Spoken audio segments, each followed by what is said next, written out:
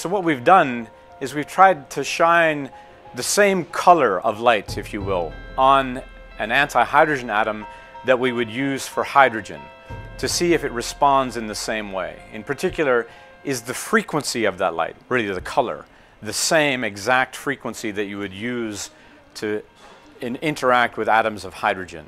And the answer so far is yes. When we went looking at the place where we expect to see an effect in hydrogen, we see an effect in antihydrogen.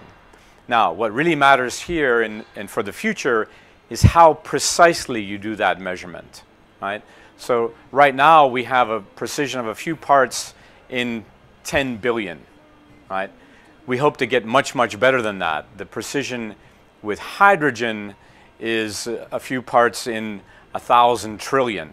So for me as an antimatter physicist, it'd be fair to say that this is a dream come true. This is what I set out to do more than 20 years ago, to actually look at this transition in antihydrogen.